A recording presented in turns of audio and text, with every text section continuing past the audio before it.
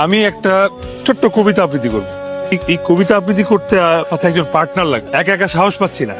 না প্লিজ তাড়াতাড়ি দেন সবের জন্য।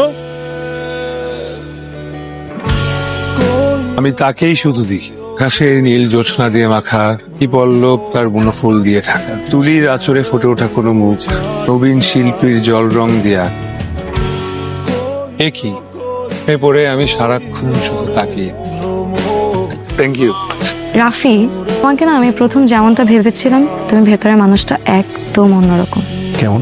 তুমি মানুষটা এমন যাকে প্রথমে ভালো লাগে না, কিন্তু পরে দেখতে দেখতে কথা বলতে বলতে ঠিকই ভালো লেগেছে।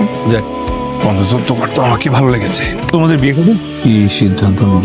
তুমি আমাকে বলেছিলে না আমি অনেক বেশি কনফিউজড, এই ব্যাপারটা তো কনফিউজড। সেটা তোমাকে দেখলে কিন্তু বোঝা যায়।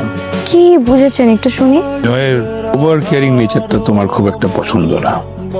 হ্যাঁ জানো, তুমি আমাকে সেদিন বলেছিলে না, তারপর আমার মনে হলো কি যে আমি আসলে না নিজের লাইফে ডিসিশন নিতে পারি না, কারণ আমি কখনো এমন কাউকে লাইফ পার্টনার হিসেবে চাইনি। লাইফ পার্টনার হিসেবে কেমন চেয়েছো?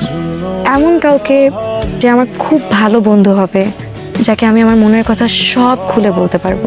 আমি যদি কোনো একটা ভুল করি, সে আমাকে এসে বুঝাবে, রাগ করে আমার রাগ ভাঙাবে, জাস্ট বেসিকলি আমার উপর কোনো কিছু প্রেশারাইজ করবে, আমার লাইফের বেস্ট ডিসিশনগুলোতে আমাকে অনেক ইন্সপায়ার করবে।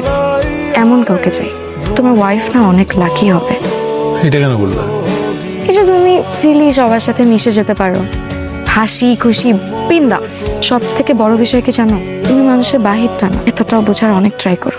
আচ্ছা, আমাকে তোমার কেমন লাগে?